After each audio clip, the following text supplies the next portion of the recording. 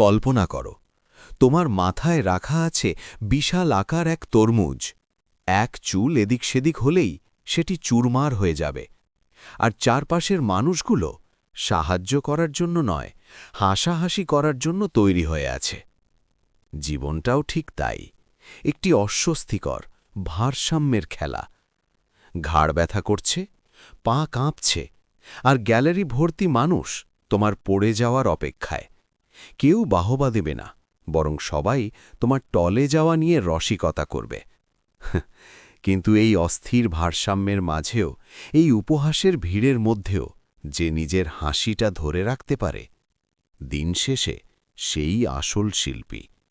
তোমার ঠোঁটের কোণে থাকা এক চিলটে হাসি হতে পারে তোমার সবচেয়ে বড় জয়। অনেক দিন আগের কথা, একটি ছোট্ট গ্রামে বাস করতেন এক জ্ঞানী বৃদ্ধ সন্ন্যাসী। দূর দূরান্তে তার প্রজ্ঞা আর রসবোধের কথা ছড়িয়ে পড়েছিল। একদিন একটি তরুণ ছাত্র তার কাছে এলো। ছেলেটির নাম ছিল সিরাজ। সিরাজ বলল, গুরুদেব, আমি সুখ আর সাফল্যের গোপন রহস্য জানতে চাই, আমাকে শেখান। সন্ন্যাসী চোখে মুখে রহস্যময় হাসি নিয়ে বললেন, ঠিক আছে, তবে তার আগে একটি ছোট্ট কাজ করো। বাজারে যাও, সবচেয়ে বড় আর সবচেয়ে রসালো তরমুজটি কিনে আনো। তারপর সেটি মাথায় নিয়ে পুরো গ্রাম ঘুরে আসবে, কিন্তু পড়তে দেবে না। সিরাজ অবাক হলেও দমে যায়নি। সে বাজারে গেল, একটি বিশাল তরমুজ কিনল, মাথায় তুলে নিয়ে ধীরে ধীরে গ্রাম পেরোতে লাগল। মানুষজন তাকে দেখে হাসছিল, হাততালি দিচ্ছিল, কেউ কেউ মজার মুখভঙ্গি করছিল, কিন্তু সিরাজ চোখ রাখল শুধু সামনের পথে, পুরো মনোযোগ তরমুজে। অবশেষে সে গুরুদেবের কুটিরে পৌঁছল। তরমুজ অক্ষত। সিরাজ হাফ ছেড়ে বাঁচল।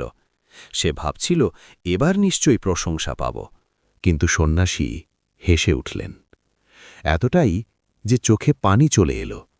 তিনি বললেন, দেখলে, সুখ আর সাফল্যের রহস্য খুবই সহজ।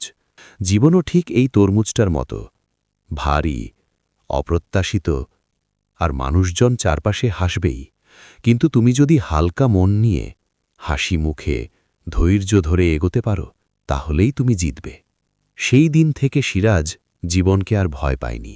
চ্যালেঞ্জ এলেই সে হাসত, তরমুজের কথা মনে পড়ত, আর সে বুঝে গিয়েছিল, সবকিছুকে অত সিরিয়াস নিলে জীবন ভারী হয়ে যায়। তাই মনে রেখো, নিজেকে সবসময় খুব গুরুতর করে তুলো না। মন খারাপ হলে, হেরে গেলে কোনো এক মজার স্মৃতি মনে করো, দেখবে ভারী জীবনও হালকা হয়ে যাবে।